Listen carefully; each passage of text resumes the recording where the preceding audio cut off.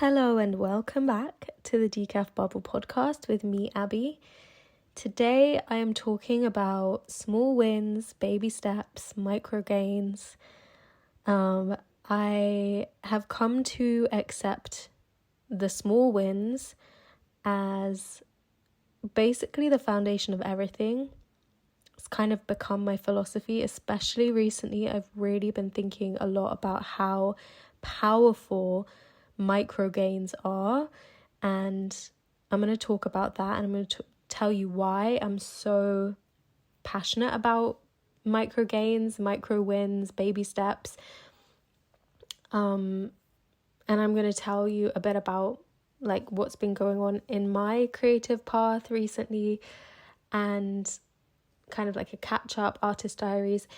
And then I'm also going to talk about the bubble, because yesterday, which was the 1st of March, the bubble turned 1. The bubble had its first birthday. And if you don't know, the bubble is the community membership that I run for artists. And exactly a year ago, I opened the doors for the first time. And yeah, it's just really special to be marking a whole year of the bubble. So over the next few episodes, I'm going to be doing some little features about the things that we do inside the bubble. And we're starting off today with work in progress circles, because I feel like that really fits with the theme of celebrating small wins, taking baby steps. I'm going to talk about like why I started work in progress circles and just what they are and what we do. And I'm also going to be sharing a clip of a conversation that I had with my friend Daisy, who also happens to be a member of the bubble, and she has a really cool story around work in progress circles, because she first came to a work in progress circle around a year ago, and she has just made so much progress in her creative practice as a writer. So I wanted to share this little piece of our conversation because Daisy is just somebody who really inspires me. Daisy, if you're listening, hey girl. She's somebody who really inspires me in terms of taking baby steps. And you'll see why, with our conversation. But a lot of the conversations that Daisy and I have really inspired this mentality and really strengthened this mentality and solidified it for me as being so powerful. This idea of taking baby steps. And I think Daisy and I are very similar. We're both very sensitive. We're both projectors. We just have so many similarities. So I think our conversation and this episode will hopefully be really helpful to you if you're like me and Daisy are, like somebody who has really big dreams and really big creative ambitions, but sometimes can just get so overwhelmed and frozen in the face of change, or overthinking, or struggling with perfectionism and so on. So yeah, stay tuned for our conversation. But before I share that, I wanted to talk about some personal reflections that I've been having in my creative practice. In regards to baby steps and small wins and micro gains, I've noticed this pattern of biting off more than I can chew. I think this is probably conditioned into me from a young age of having expectations of big achievements and big goals to just happen, and then feeling really disappointed or let down or self-critical if they don't just happen straight away. What I've been unpacking recently is when I graduated. So I feel vulnerable sharing this, but I think this is really an important part of my story that I'm exploring it at the moment. I'm re-exploring it. I'm learning to own it and see it in a different way.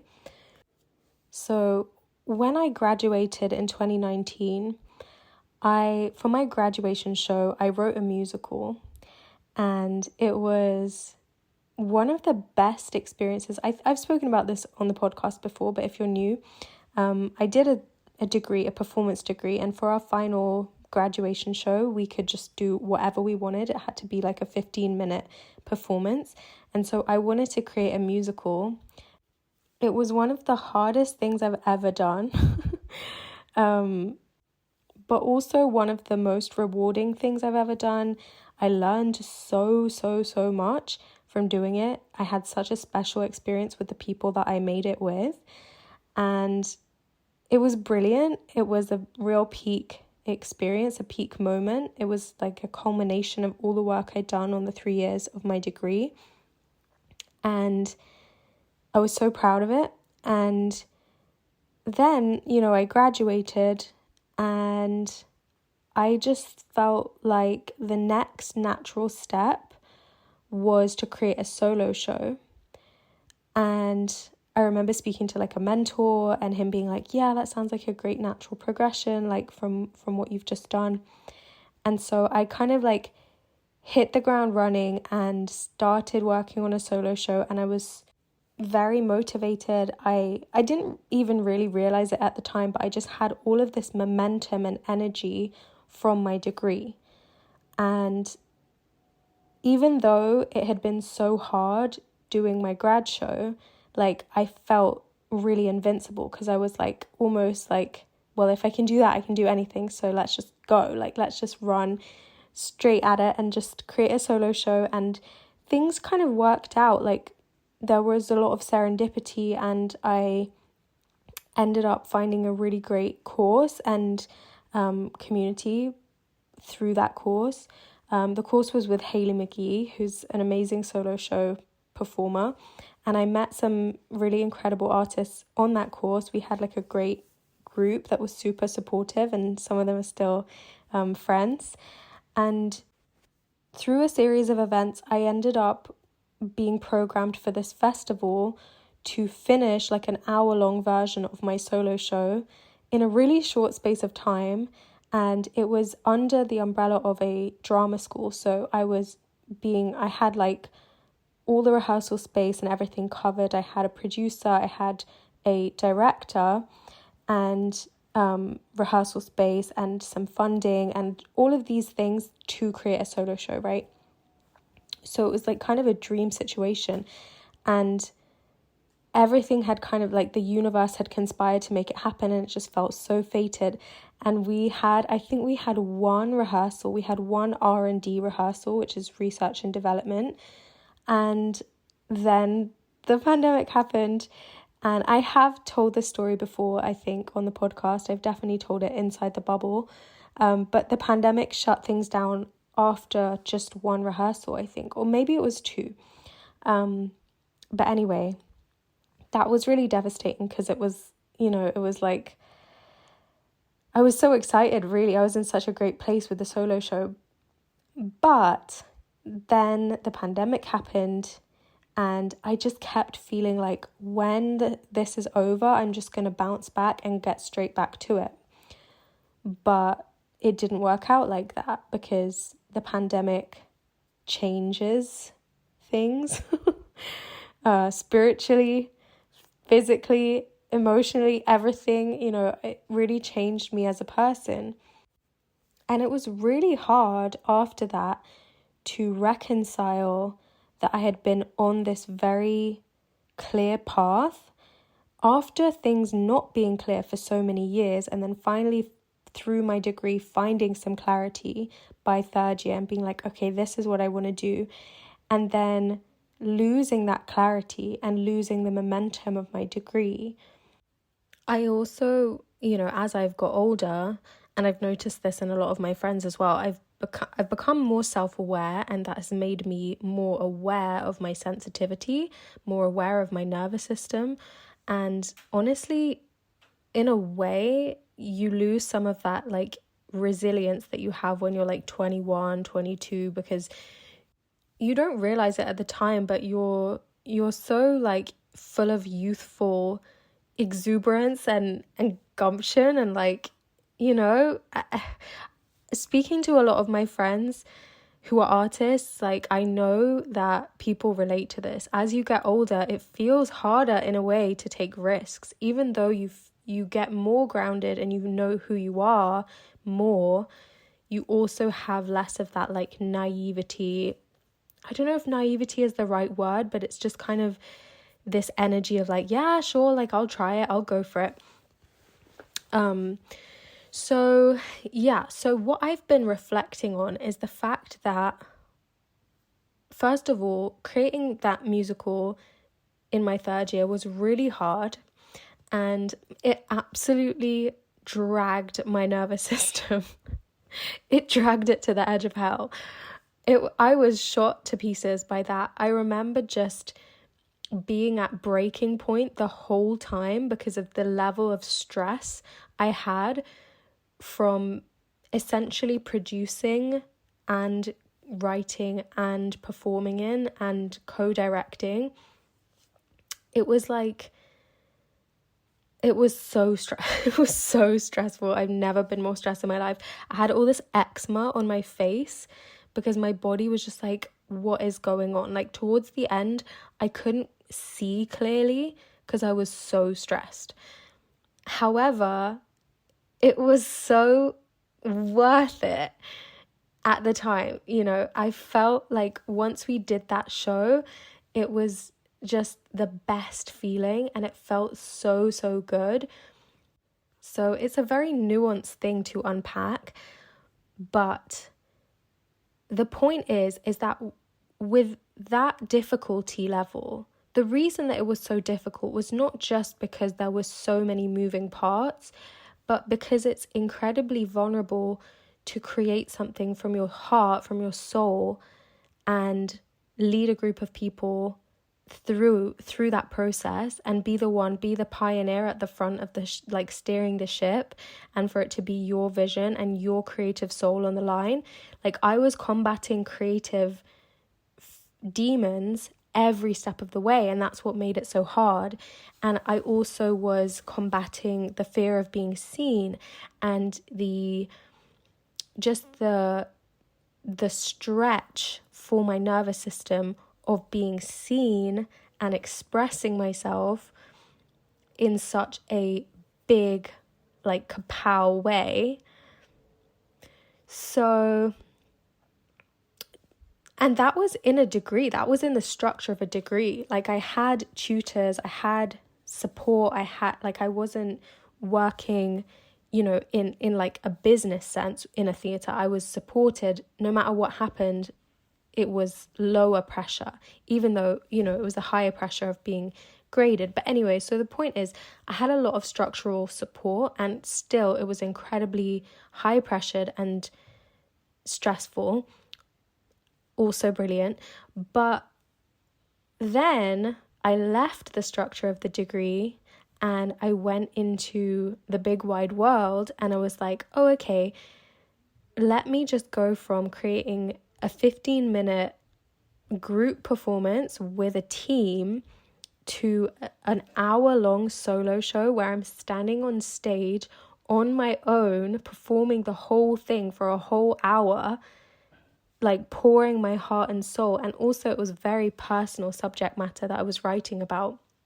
It was very personal, very therapeutic, funny, but like making jokes out of my own pain, which is kind of that's like my aesthetic. I really love like dark comedy, and I like happy sad, but to try and do that for a whole hour, I mean, what I'm trying to say is, as a 30-year-old now, I can see how much that would have cost my nervous system, and in a way how unrealistic it was to expect myself to be able to jump into the world and just share my heart on a plate for an hour straight away. That was, I mean, the thing is, who knows what would have happened if the pandemic hadn't happened.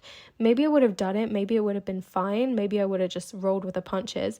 But the point is that I was really biting off such a huge amount for my nervous system to process, for my body, for my spirit. And looking back, I don't think I had the solid grounding for it, to be able to handle it.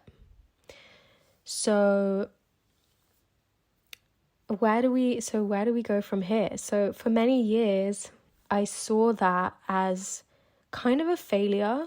Even though it wasn't my fault, I saw it as a failure that I couldn't just bounce straight back. So one layer of that has been, healing that sense of failure and knowing it's not a failure. Everything happens for a reason.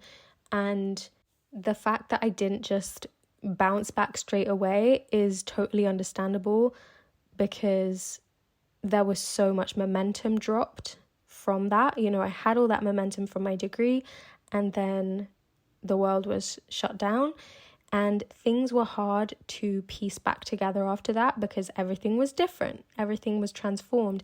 And as a sensitive person on a spiritual path, I was aware of that. I wasn't able to just override what had changed.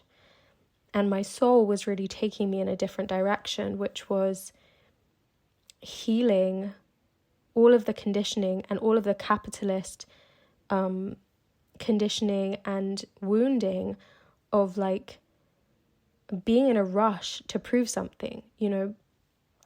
So much I was still and still am unpacking programming that is really harmful to artists and teaches us just to ignore our bodies and override and like not do things at a pace that we can handle. So what do we do then? Like, do we just decide, okay, I'm never going to do anything? In some ways, I feel like I went to the other extreme where I gave up on all of the dreams, all of the goals, and I just said to the universe, like, I said to God, like, just use my gifts, like, however you would use them. I got out of the way, I surrendered. And what was born from that place of surrender was the decaf bubble and this community and something that I knew in my heart, like, I've always been destined to do. I knew it was a part of my calling to hold space for other artists and to create community and to create healing and to kind of change the culture around creativity and the arts, because the arts can be so harsh, such a harsh place to be. And if you're an artist, you're a very sensitive person, likely. So the arts, especially like the arts industries, can just be such harsh environments. And so I'm really like proud of everything that's happened. And now, coming back to this idea of baby steps, I'm looking around and I'm like, I've created this business, I've created this community, I've created the bubble, the bubble community, which is 1 year old. There are so many things that have really bad fruit, is that the word? Born fruit. And yet, I haven't come back to my comedy like performance self, my acting, that kind of thing. I still perform because I'm in a band, but I haven't like been really working on my writing, my creative writing and my theatrical like side. And it's hard, like, because in a way I have needed to compartmentalize and pause things, but then just recently I've really been feeling like something's off. Like that part of me is wanting to come back. And I know there are indicators, like sometimes it will be like I'm jealous of people who are doing that. That's an indicator. Or like, yeah, there are just so many little signs and subtle hints that like I need to go back and pick up some of what I've put down. But it was such a wounding experience in a way to lose all of that progress that I've needed space, and I've needed space to heal. But so coming back to baby steps, coming back to micro gains, I have just through so many different things, like for example, joining the gym, starting this business. There are so many things in my life now where I'm like, I have learned to do things and get stronger and gain resilience through little steps, through micro steps, through micro wins. And I found that those little steps build up so powerfully that they almost have my respect more than big goals. Because there's nothing wrong with big goals, but when we just set a huge goal and then try and run towards it too fast, I think we can totally burn ourselves out. And I know that my values are so deeply aligned with health and, you know, the feminine, and living cyclically and living in a sustainable way that's healthy to the body, healthy to the planet. I also really believe that the energy we put into our art is so important. We can't just like quickly, you know, make things for our ego's sake. We have to really let things ripen organically and like slow cook and be nourishing and be like, you know, like a slow cooked bone broth, for out of respect for the people who we're making our art for. Like, art is meant to be healing. It's meant to be good energy put out into the world. It can't just be about our egos and our self fulfilling idea of ourself, you know. So I am learning to change this pattern of, you know, burning myself out on huge goals and actually just like having a vision but working towards it in really small, manageable steps. I feel so excited at the prospect of moving towards my theatrical side again, like learning to express that side of myself again in really tiny baby steps, in manageable steps. And I actually took a small step the other day and I booked a class. It's like a comedy writing class, and it's genuinely been so long since I've done like a class or kind of that nature and put myself out there in that way. And so I'm really nervous, but I'm excited as well, because I know that these tiny baby steps, they open up so much possibility if we can just keep ourselves grounded in those baby steps, grounded in those micro steps, those micro wins, and change our mindset so that we're seeing it as a long game. We're not seeing it as, how can I achieve things as quickly as possible. It's so much more realistic, which sounds unsexy, but it's this funny paradox of like, realistic means real. Realistic means actually happening. You know what I mean? Like, if I tried to tell myself this when I was 21, I probably would have been like, yeah, sure. Like, I probably would have overlooked this wisdom because I was just in such a rush. And this is the medicine of the decaf life. Like, this is what I've learned over several years of being humbled and having my path not work out how I thought it should. Because what it's taught me is like, slow and steady really is the spiritually aligned way. It's the way that we get to have our dreams and have it all. Also have health, also have like meaningful, deep, intrinsic satisfaction in what we're doing, because it's actually connecting and landing, and we can actually hold the experience in our body and be present for it. Like, all of these things that make it real and like nourishing for us and for everyone involved. So yeah, that's kind of what I've been thinking about recently, reflecting on, and obviously taking this step of going to a class. I'm going to keep you updated with how that goes in a future podcast episode. So I'm going to seamlessly transition us into talking about work in progress circles, because, well, the origin story of work in progress circles is, in the years after my degree, I reflected a lot on what had built up and created that momentum and that self-discovery that I experienced in those 3 years. And one of the things that I realized that was so good about my degree is that I had a small cohort. We had like 12 people in my year group, and we were all different kinds of artists. We were multidisciplinary as a group, and most of us were individually multidisciplinary as well. So like we all did a lot of different things.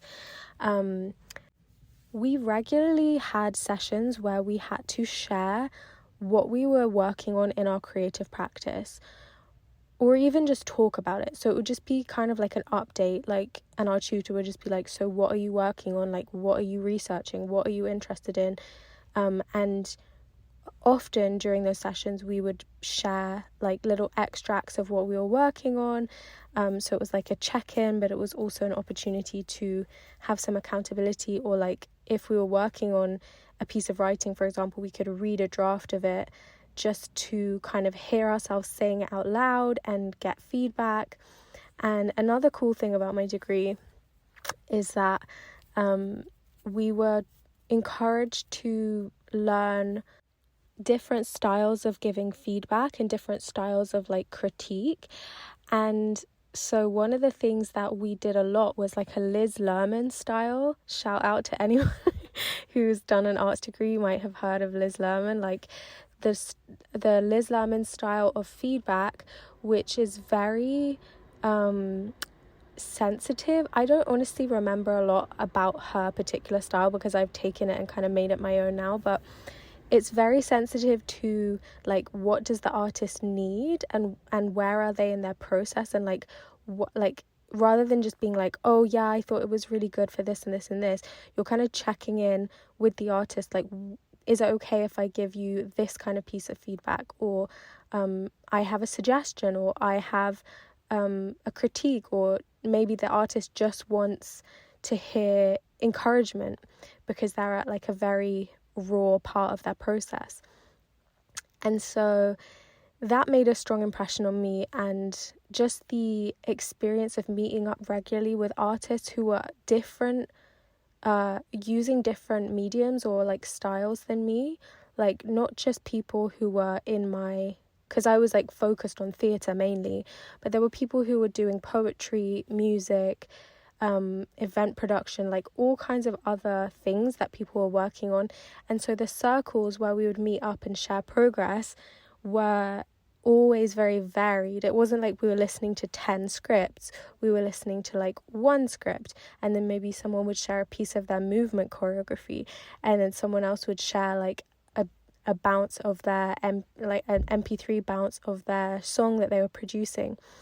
And so yeah, it kept it really fresh and interesting, but what it also did was keep us in touch with a sense of our uniqueness, just because we were all so different. And so rather than comparing ourselves, you know, to a group of people pursuing a career in the exact same industry pathway, like we were from a range of different backgrounds, and so we all got to stay in touch with a sense of our uniqueness in the group. And that was again a very formative experience for me. And so a few years later, when I started the decaf bubble, one of the first things that I wanted to do was make sure that my spaces were always multidisciplinary, because of how that had affected me and how that had shaped me as an artist and felt so supportive. And so then I started these circles called work in progress circles. A group of artists of all backgrounds would come together and have a 5-minute slot each to share something they're working on. It can literally be anything. As I said, it could be the song they're working on, it could be a little performance, it could be a piece of their novel, a piece of their writing, a flip through of their sketchbook. And then they control the feedback that they get. And so they can ask for specific feedback. They can say, I just want encouragement. They can say, you know, critique this really hard, because they're, you know, in a place in their process where they want that critique. And these circles were just so inspiring. There's something about this ritual of sharing, like 5 or 6 artists is kind of the perfect number. And you know, going through 5 or 6 different projects that are so different, and everybody giving each other supportive feedback and feeling like they're contributing as well as receiving. It's just the most nourishing, encouraging thing for being an artist. It's the very thing that I needed, and that's why I created it.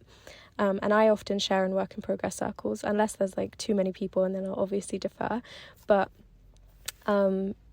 it's just such a supportive, warm environment, because it's like one step down from sharing with an audience, like at a open mic, for example, because everybody in the space is sharing, and so everybody's like on an even keel, where we're all making ourselves vulnerable, but we're all also creatively contributing and offering feedback. So it's just such a gorgeous space. And when I started the Bubble membership a year ago, I knew that work in progress circles had to be a really key part of what we do every month. So at the moment there are 2 work in progress circles per month in the Bubble.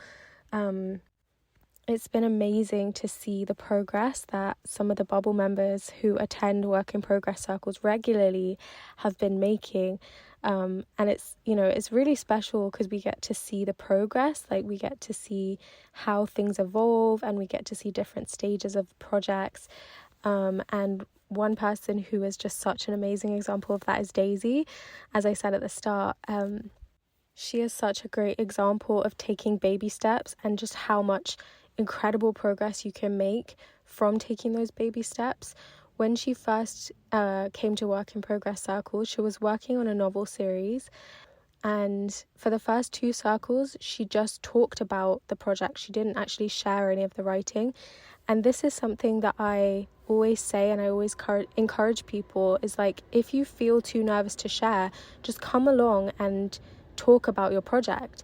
And you can, for the feedback portion, like you can have people in the group ask you questions about your project, and that in itself does so much for just acclimatizing your nervous system to being seen, and also kind of helping you feel like your project is more real, because that's really what good accountability does. It just makes us feel like, okay, what I'm doing is a real thing, and everybody else here is great, and they're all saying that my thing is great, so I'm going to carry on. And that is really why I started work in progress circles and why I started the Bubble community. So anyway, let's roll the tape and play this conversation with Daisy. When you first came to work in progress circle, had you ever shared any of your book series with anyone? Like the actual writing? Yeah. No, God no. My goal was to just enjoy it and just have the funnest time to make a book that I would love to read. And even if it appeals to nobody else, how exciting that I can do that for myself. Yeah. To go from like never have shared with anyone to then just even showing up for work in progress circle and like being true to yourself, that you weren't ready to share writing, but you just talked about it. Yeah. Because I feel like that's such a good way of easing in. Yeah. I forgot I did that. Yeah, that was a really good way of doing it. I think 2 where I just talked about it. I knew I had upped my goals for my writing in terms of word count. Right. And I also knew that I'm really like sensitive to what could be perceived in any way as criticism. Yeah. So I was like, and I was at a time in my life where I was thinking, I actually really have to get over that. And like all the stuff that was happening in my life, I was like, I just have to get more resilient. And one of the things that I'm really excited about is my writing, and if I'm going to have to get more resilient there too, like when people ask me about it, I have to be able to own it and not be like, oh, it's just this little thing that I'm doing. So I was like, basically it was like a resilience thing. And so the first time I went, I was like, I really want to just see what this is like. And it was really multidisciplinary, and people came with loads of different stuff. You were like, let us know what feedback you want and what comments you don't want. Because I'd heard lots of nightmare stories about like writers groups where people went in, it was like 20 writers and everyone had an opinion on everyone else's work. Oh God, that's my idea of hell. And then it was, and you have to listen to 15 people tell you, oh, it sounds like Sex and the City, oh, it sounds like this, and you're just like, shut the fuck up, you don't know me, homie. Yeah. It's so personal that you do have to be able to say, I'm actually specifically looking for this feedback, but you have to be able to feel empowered to take that feedback and give that feedback. And so there's something that has really helped me was the more I receive feedback, specifically feedback that I've asked for, the better I become at giving more valuable feedback. So it's like I'm actually contributing more. Oh God, this is really good. This might end up on my podcast day, so I'm just warning you. So that was, I guess, the first time. And the second time I did really want to share, but I just still wasn't feeling brave enough. And then the third time I really forced myself. And I think, so at the moment, my goal is to share meaningfully once a month. And by meaningfully, I mean not just, okay, I'm going to read this short passage and I need no feedback, I have to share it to tick it off. Because I did that for a couple of months as well. So like that was the next step. But to actually work on a section, finish it, finish that section, take it to a work in progress circle, and ask specific questions to get a sense of whether my writing is, I guess, leading people in the direction I want them to go in. So that's what my current goal is. The first one I ever read at, I said, what do we think about this guy? And everyone was like, I feel sorry for him. And I was like, why?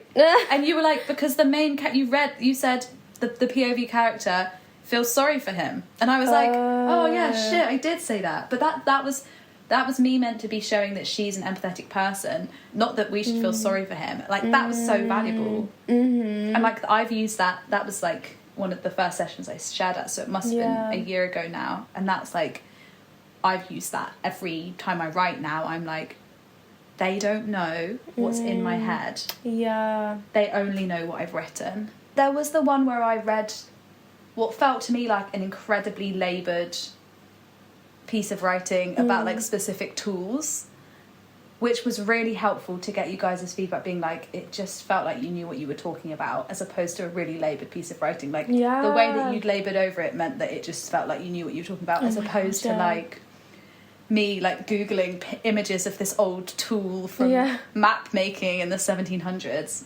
There's so many things that we get from sharing our work, but that's one of them, is like feeling the ease with which something's received for the first time, even when we've done so much work to get it to that point. Like, you go over a scene or something so many times and you keep refining. You're like, have we killed it? Like, have we refined it to death?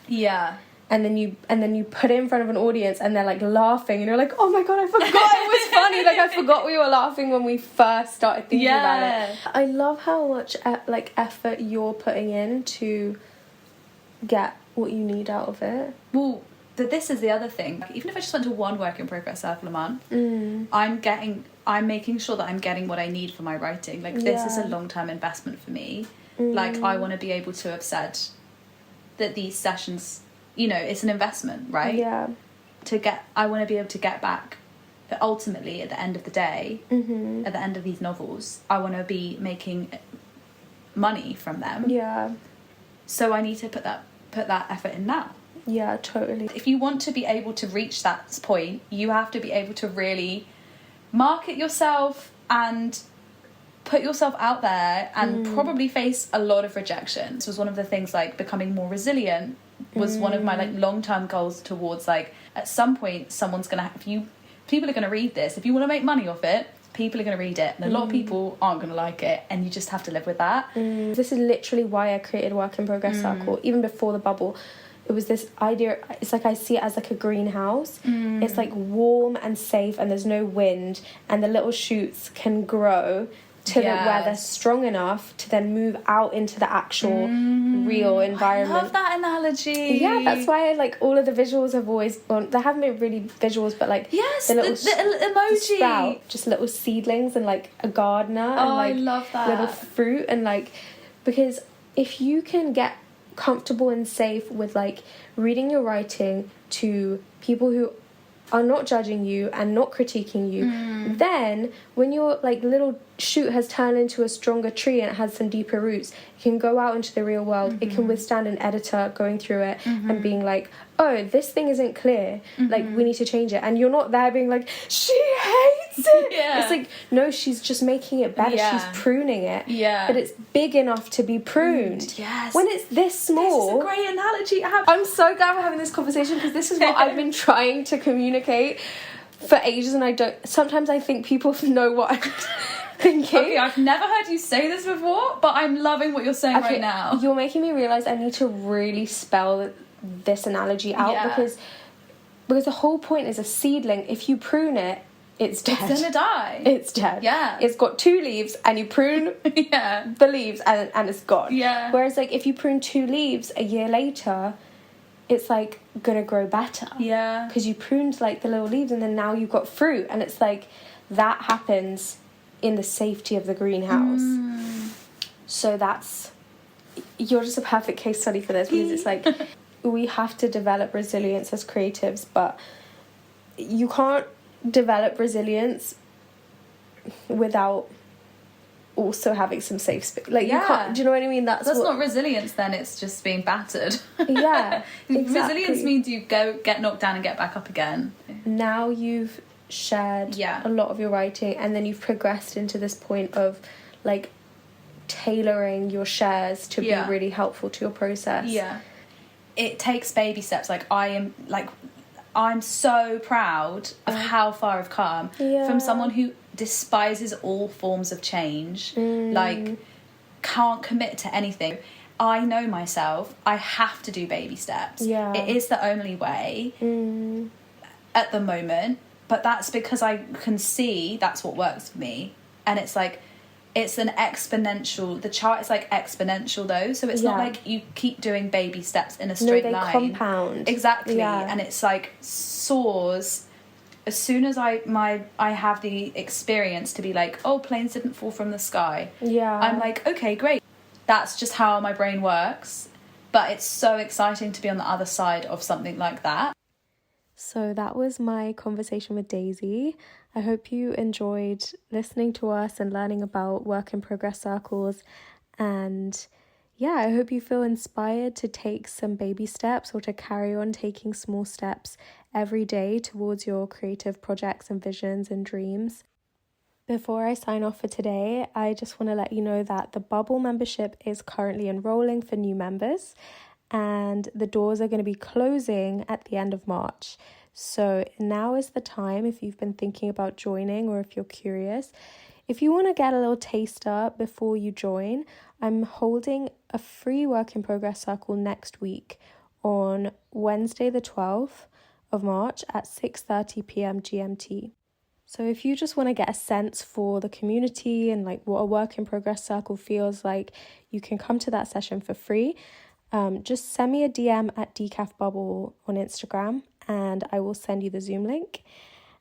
So that's all for today. Thank you so much to Daisy for being the first ever official guest on the Decaf Bubble podcast.